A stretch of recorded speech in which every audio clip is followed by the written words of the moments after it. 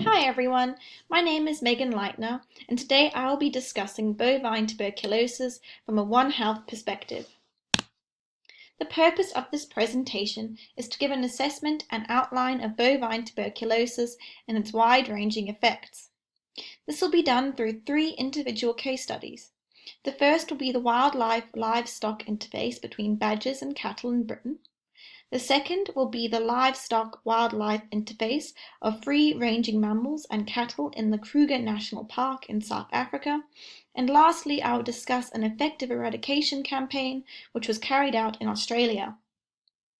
Throughout these 3 case studies, you will see elements of the human-animal-environmental interface, social perspectives, community participation and control, interdisciplinary disease investigation and management, and stakeholder analysis.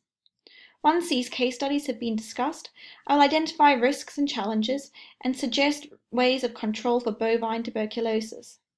It is important to control and manage bovine tuberculosis in order to maintain socioeconomic status through trade and conservation through the maintenance of wildlife species by eradicating the disease in reservoir populations, and culturally, as wildlife and livestock play an important and differing role in cultures around the world.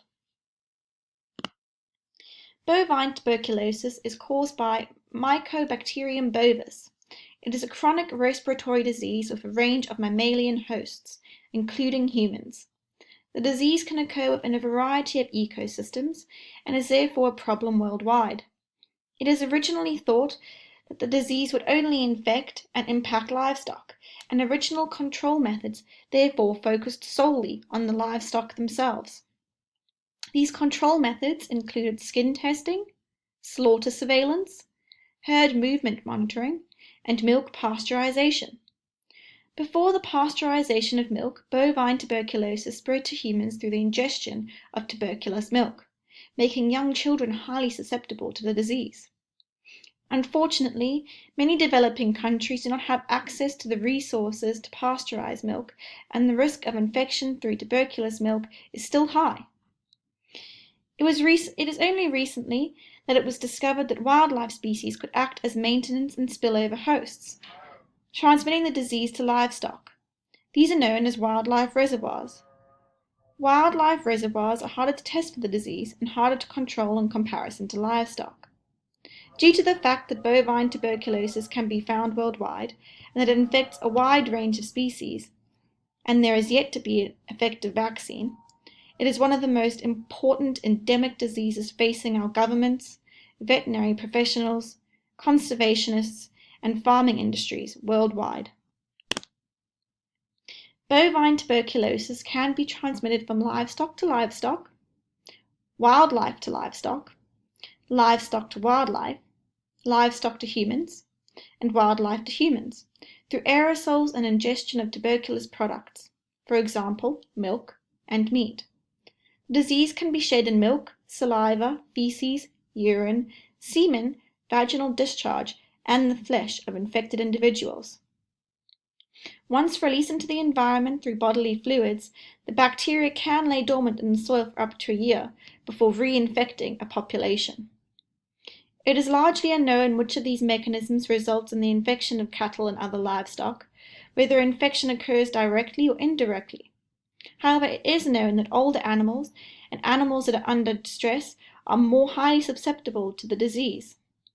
Symptoms of the disease in cattle include progressive emaciation, weakness, fever, inappetence, respiratory distress, and large and rupturing lymph nodes. Human contraction of the disease is also a high risk, especially to those who are around infected animals for occupational or recreational reasons. For example, livestock hands, veterinarians, and hunters.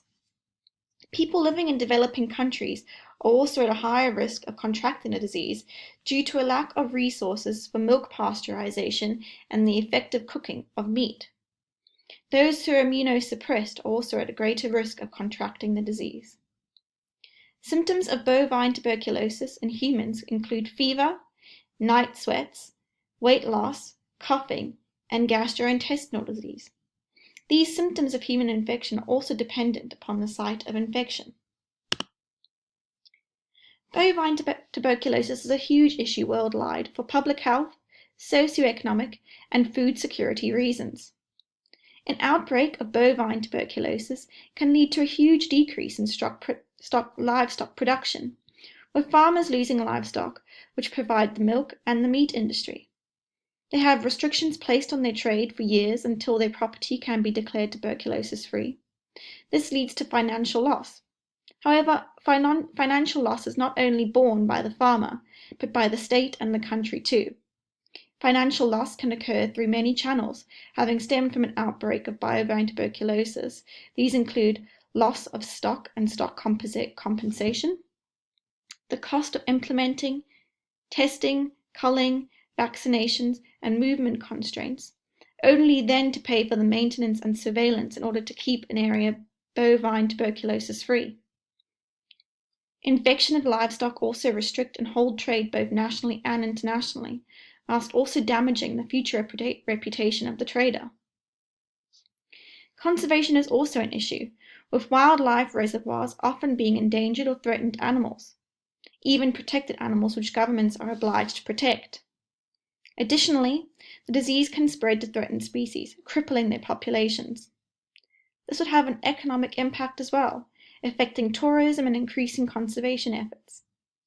Changes in the climate and environment, as well as an increase in human population size and encroachment on wildlife habitat, has seen an increase in the incidence of bovine tuberculosis in both livestock and humans, increasing the issue and increasing the need for a solution.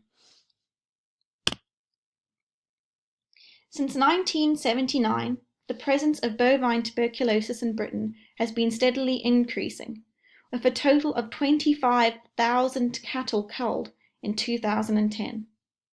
It is thought that the steady rise is due to failure of tuberculin tests, slaughter strategies, wildlife reservoirs, and a lack of surveillance. The European badger is thought to be the primary transmitter of bovine tuberculosis to cattle, being a maintenance host for the bacteria, but showing little to no signs or symptoms of the disease themselves. It is unknown as to whether the livestock are infected directly or indirectly by these badgers, with badgers often sharing pastures and outbuilding with the cattle, using them as latrines. Badgers are estimated to cause 5.7% of bovine tuberculosis infections in livestock, and a randomized badger culling trial was initiated in order to decrease the occurrence. Badger populations were reduced by up to 70% in some areas, and in these areas there was a decrease in cases of bovine tuberculosis in cattle. However, in the areas where badgers were not culled, there was a decided increase in the number of cases of bovine tuberculosis. It is thought that this is because the ranges of the individuals left after the cull increased. The cost of a badger cull is high, with an estimated £50 million spent on the cull thus far. The community and farmers are involved with the badger cull, with bounty put on the badgers and anyone permitted to hunt the animals. There are few restrictions on hunting methods. This triggers stakeholder conflict between farmers, hunters, conservationists, and the community. The culling of the badgers is extremely controversial, with the public and conservationists opposing the cull, and hunters, farmers, and the government encouraging it. Due to the controversiality of the cull, a solution has yet to be created for the eradication of bovine tuberculosis in Britain. This poses financial, conservation, trade, and health risks, with the loss of cattle in trade, the culling of a protected species, the risk of human health to the exposure of bovine tuberculosis, and increased conflict between farmers, hunters, and the community.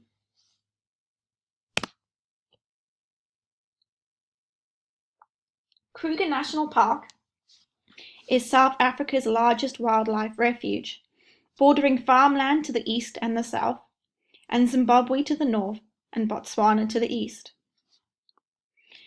There was a wide range of bovine tuberculosis hosts and infected mammals living in the reserve, including buffalo, lion, kudu, and baboons. Bovine tuberculosis is considered to be an introduced disease in the reserve, and was thought to have been transmitted to buffalo from livestock in the 1950s and the 1960s.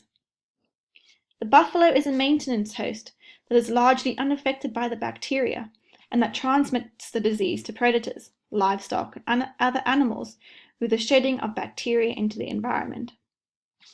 There is an estimated 27,000 buffalo in the national park itself. At present, it is thought that the buffalo are not having an impact on livestock. However, the park borders both intensive farmlands and rural farmlands, also located within the park themselves.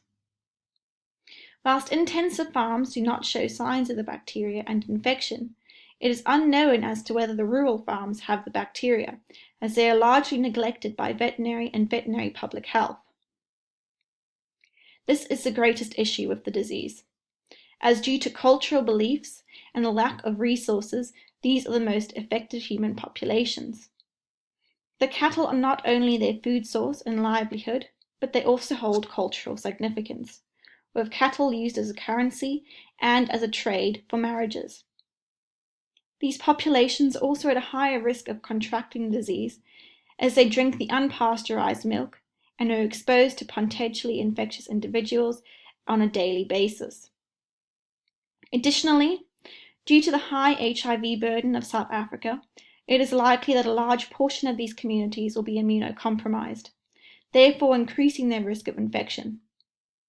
Conservation and tourism are also issues within the park, with threatened species such as lions being susceptible to the disease, threatening to decrease their populations even further. With decreasing populations of key species and unhealthy animals in the park, tourism will suffer, and consequently, so will the park economically. Currently, control methods include electric fences between the park and the farmlands. However, these are not always effective, as they can be knocked down by large animals such as elephants, and some species, such as the kudu, can jump the fence, or others, such as the warthog, go under it. Surveillance is also carried out in the park to assess animal health, to maintain population sizes, and to assess the severity of the spread of the disease between the animals. Similarly to the bovine tuberculosis problem in Britain, there are stakeholder conflicts involved. Conservationists oppose the culling of animals within the park, believing that the park has an obligation to protect the animals within it. Intensive farmers bordering the park do not believe that they should be responsible for the control of the disease, and rural farmers do not fully understand the implications and the risks. As such, little action has been taken to decrease the spread of bovine tuberculosis within the park and further afield. The public health risks are increased due to large populations living at the wildlife, livestock, human interfaces with a lack of control resources. Australia is the only livestock trading country in the world that is bovine tuberculosis free. Bovine tuberculosis was introduced into the country along with cattle in the 1800s, and it became a serious public health problem in the 1900s, with individuals contracting the disease through tuberculous milk. Due to the high number of reported human cases, high levels of productivity loss, and a loss of trade, an eradication scheme was implemented in 1970, with the last reported case of the disease in 2002, and the only wildlife reservoir in Australia, the introduced feral water buffalo, also being disease-free. The eradication program was funded and supported by the livestock industry and the farmers, for which both were involved in policy making.